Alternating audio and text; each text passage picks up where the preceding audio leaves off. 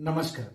Bharatiya Janata party मनगढ़ंत और काल्पनिक आरोप लगाकर अपने राजनीतिक विरोधियों को डराने के लिए अपनी कठपुतली जांच एजेंसियों का इस्तेमाल कर रही है। भाजपा ने फर्जी और मनगढ़ंत मनी लॉन्ड्रिंग का मामला दर्ज कर अपनी कठपुतली एनफोर्समेंट डायरेक्टरेट से मनी लॉन्ड्रिंग का मामला दर्ज कराकर सोनिया जी और राहुल जी को समन भेजा। ये अपने आप में एक विचित्र केस है जिसमें कोई मनी इन्वॉल्व नहीं है, लेकिन मनी लॉन्ड्रिंग का केस है जो 2013-14 में शुरू हुआ और 2015 में उसकी फाइल क्लोज हो गई।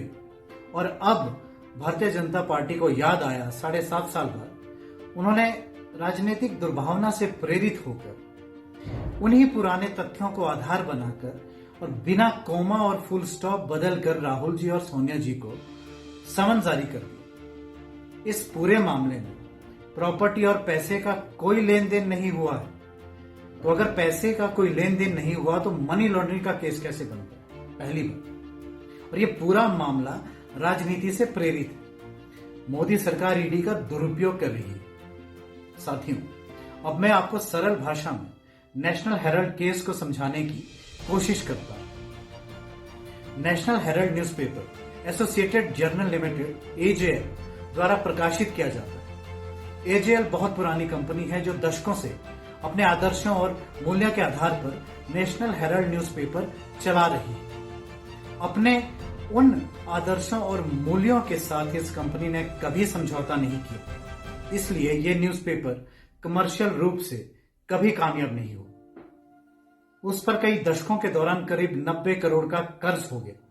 इंडियन नेशनल कांग्रेस ने साल 1937 में स्थापित नेशनल हेराल्ड अखबार चलाने वाली company associated journal limited AJL को लगभग 10 साल लगभग 100 किश्तों में चेक द्वारा अपनी देनदारी के भुगतान के लिए 90 करोड़ की राशि दी, और जो उससे पैसा आया उसमें से 67 करोड़ का इस्तेमाल नेशनल हेराल्ड ने अपने कर्मचारियों की बकाया सैलरी देने के लिए किया, और बाकी पैसा बिजली भुगतान, किराया, बिल्डिंग आदि में खर्च किया गया।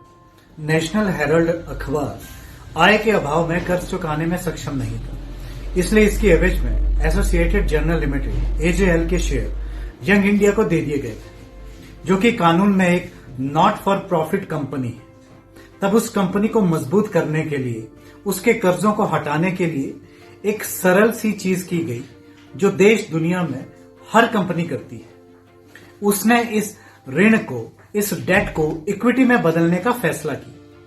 जिस नई कंपनी यंग इंडिया के नाम से ये ऋण इक्विटी में बदलकर दिए गए, उसका गठन कंपनी एक्ट के विशेष प्रावधान सेक्शन 25 के तहत किया गया था। इसकी 2 प्रमुख शर्तें होती हैं। यह कंपनी ना तो कोई डिविडेंड दे सकती है और ना ही कमर्शियल प्रॉफिट का इस्तेमाल कर सकती है।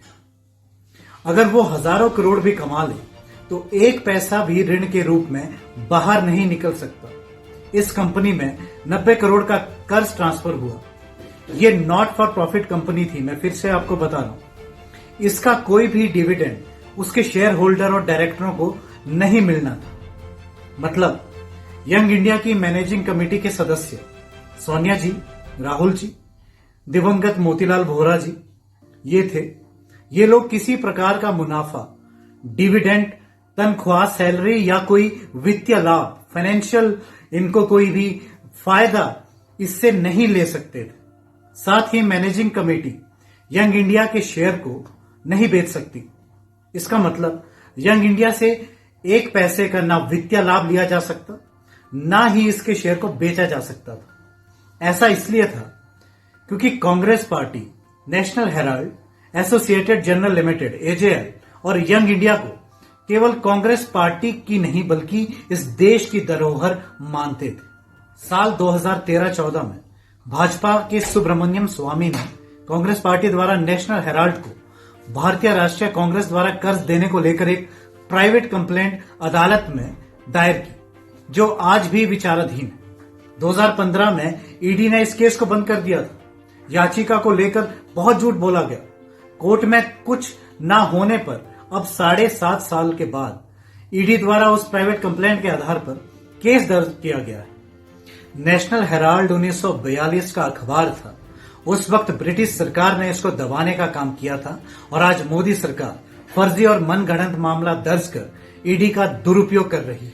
मैं आपको दावे के साथ ये बात बता सकता हूं कि देश का बच्चा बच्चा ये जानता है कि जब प्रॉपर्टी या पैसा का कभी ट्रांसफर ही नहीं हुआ तो मनी लॉन्ड्रिंग का सवाल ही नहीं उठता। इन्हीं सब दलीलों के आधार पर 2015 में एनफोर्समेंट डायरेक्टरेट ने यह केस बंद कर दिया। यह भाजपा को पसंद नहीं आया कि यह केस क्यों बंद कर दिया और उसने 7.5 साल बाद अब ईडी के लोगों को बदल कर फिर से केस खुलवाया और राहुल जी और सोनिया जी को समन भेज दिए। इस फर्जी और मनगढ़ंत मामले में मोदी सरकार अपनी घिनौनी और कायराना साजिश में कभी कामयाब नहीं होगी। पूरा देश साक्षी बनेगा, अंत में जीत सत्य की होगी। जय हिंद।